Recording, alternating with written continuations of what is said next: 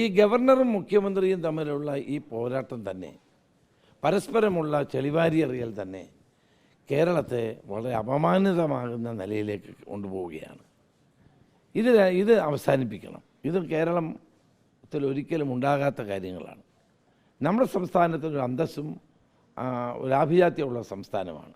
ഇവിടെ മുഖ്യമന്ത്രിയും ഗവർണറും തമ്മിൽ നടത്തിക്കൊണ്ടിരിക്കുന്ന ഈ ചക്രത്തിൽ പോരാട്ടം സംസ്ഥാനത്തിന് തന്നെ ഗുണകരമല്ല. ഇവർ തമ്മിലുണ്ടാകുന്ന ഇവരെപ്പോൾ വേണമെങ്കിലും ഒന്നിക്കുകയും ചെയ്യും. അതിനകത്തൊന്നും ആർക്കും തർക്കമില്ല. അത്യാവശ്യം ഡിമാൻഡുകൾ പരസ്പരം അംഗീകരിച്ചു കൊടുത്താൽ തീരാവുന്ന പ്രശ്നമുള്ളൂ. ഇവർ തമ്മിൽ ഉള്ള അഡ്ജസ്റ്റ്മെൻറ്റാണ് ഇതെല്ലാം. ഈ ഗവർണറെ പൗരത്വ നിയമവുമായി ബന്ധപ്പെട്ട് പിൻവലിക്കണമെന്ന് നിയമസഭയിൽ പ്രമേയം അവതരിപ്പിച്ച ആളാണ് ഞാൻ. അന്ന് മുഖ്യമന്ത്രിയാണ് അദ്ദേഹത്തെ പൂർണ്ണമായി പിന്തുണച്ചത്. അതുകൊണ്ട് എപ്പോൾ വേണമെങ്കിലും കോംപ്രമൈസ് ചെയ്യാൻ ഇവർ രണ്ടുപേർക്കും ഒരു മടിയുമില്ല. പക്ഷേ ഇന്ന് നടന്നുകൊണ്ടിരിക്കുന്ന ഈ സംഭവങ്ങൾ ഉന്നത വിദ്യാഭ്യാസ മേഖലയ്ക്ക് തന്നെ അപമാനകരമാണ്, കേരളത്തിന് തന്നെ അപമാനകരമാണ്. അത് കെ.സി. വേണുഗോപാലും കെ. സുധാകരനും പറഞ്ഞ കാര്യങ്ങൾ നിങ്ങളുടെ മുമ്പിലുണ്ട്. KPCC പ്രസിഡന്റ് താൻ നേരത്തെ പറഞ്ഞ അഭിപ്രായം തിരുത്തുകയും ചെയ്തു. ഇതിൽ എൻ്റെ നിലപാട് ഇക്കാര്യത്തിൽ വളരെ വ്യക്തമാണ്. സർവകലാശാലകളെ കാവ്യവൽക്കരിക്കുന്നതും ചുവപ്പുവൽക്കരിക്കുന്നതും തെറ്റാണ്. രണ്ടും തെറ്റാണ്. ഇവിടെ RSSകാരെ നോമിനേറ്റ് ചെയ്യാനും DYFIക്കാരായ ഗുണ്ടകളെ നോമിനേറ്റ് ചെയ്യാനും രണ്ടു കൂട്ടർക്കും ഒരു മടിയുമില്ല. ഇങ്ങനെ പോയി സർവകലാശാലകളുടെ പ്രവർത്തനങ്ങൾ വളരെ നിലവാരത്തകർച്ച ഉണ്ടായിരിക്കുകയാണ്. കേരളത്തിലെ ഉന്നത വിദ്യാഭ്യാസ രംഗത്ത് ക്വാളിറ്റിയുടെ അടിസ്ഥാനത്തിൽ ആളുകളെ നിയമിക്കുന്നതിന് പകരം ഗവർണർ കാവ്യവൽക്കരിക്കുന്നു, മുഖ്യമന്ത്രി ചുവപ്പുവൽക്കരിക്കുന്നു. രണ്ടുപേരും ചെയ്യുന്നത് തെറ്റാണ്. ഇങ്ങനെ ചെയ്ത് യൂണിവേഴ്സിറ്റിയുടെ വിശ്വാസ്യത തന്നെ തകർന്നുകൊണ്ടിരിക്കുകയാണ്. ഇതാണ് കേരളത്തിലെ ഏറ്റവും പ്രധാനപ്പെട്ട പ്രശ്നം. ഇപ്പോൾ നമ്മൾ കാണേണ്ട ഒരു കാര്യം, സർവകലാശാലകളിൽ വൈസ് ചാൻസലർമാരില്ല, 9ഓളം വൈസ് ചാൻസലർമാരില്ല. ഗവൺമെൻറ് കോളേജുകളിൽ 52 പ്രിൻസിപ്പൽമാരില്ല. സ്കൂളുകളിൽ ഹെഡ് മാസ്റ്ററാവാൻ പറഞ്ഞാൽ ഹെഡ് മാസ്റ്റർമാർ അത് വേണ്ട എന്ന് പറഞ്ഞ് എഴുതി കൊടുത്തിട്ട് പമ്പ കിടക്കുകയാണ്.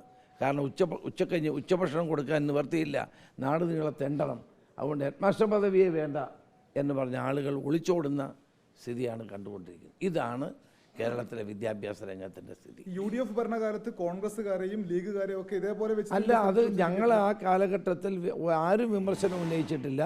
അക്കാഡമിക് ക്വാളിഫിക്കേഷൻസ് ഉള്ള ആളുകളെയാണ് ഭൂരിപക്ഷം നിയമിച്ചിട്ടുള്ളത് എന്ന് വളരെ വ്യക്തമാണ്. ആരും പരാതി പറഞ്ഞിട്ടില്ലെന്ന്. അത് ആരും അന്ന് പരാതി പറഞ്ഞിട്ടില്ല. ഞാനങ്ങനെ തിരിച്ചെടുത്തായിട്ട് എൻ്റെ ഓർമ്മയിലില്ല.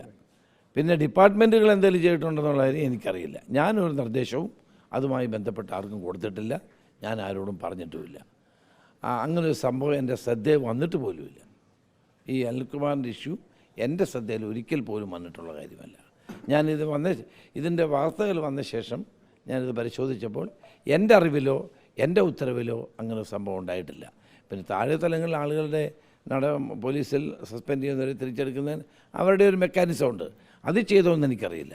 ആഭ്യന്തരമന്ത്രിയായിരുന്നു ഞാനൊരു ഘട്ടത്തിലും ഇടപെട്ടിട്ടില്ല. UDF ഗവൺമെൻറ് ഭരിക്കുന്ന സമയത്താണ് കോഴിക്കോട് വെസ്റ്റ് കോളേജിലേക്ക് SFIക്കാർ മാർച്ച് നടത്തിയത്. അന്ന് അവിടെ SFIയുടെ സംസ്ഥാന സെക്രട്ടറി അന്നായിരുന്ന P. ബിജുവിനെ തലയ്ക്ക് മർദ്ദനമേറ്റ് ചോരയൊടിച്ച് കൊണ്ടുവന്ന് അതിനുശേഷമാണ് തോക്ക് ചൂണ്ടി പോലീസുകാരൻ വിദ്യാർത്ഥികൾക്ക് നേരെ തോക്ക് ചൂണ്ടി സംഭവം ഉണ്ടായിട്ടുണ്ട്. അതിനുശേഷമാണ് അത്തരം 1-2 സംഭവങ്ങൾ ഉണ്ടായതിനു ശേഷമാണ് ഞാൻ പോലീസിന് കർശന നിർദ്ദേശം കൊടുത്തത്.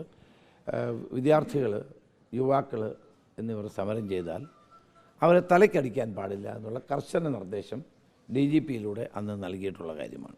ഇങ്ങനെ 1-2 സംഭവങ്ങൾ ഉണ്ടായതിൻ്റെ പശ്ചാത്തലത്തിലാണ്. കാരണം അങ്ങനെ ചെറുപ്പക്കാരായ ആളുകളുടെ തല തല്ലി പൊട്ടിക്കുന്ന നടപടി ശരിയല്ല. എന്ത് കാരണത്തിലാണെങ്കിലും അവർ സമരം ചെയ്യുമ്പോൾ അവരുടെ സമരത്തെ പോലീസ് തോക്കോ ലാത്തിയോ ഉപയോഗിച്ച് നേരിടേണ്ടതല്ല എന്ന വിശ്വാസമാണ് എനിക്കുള്ളത്.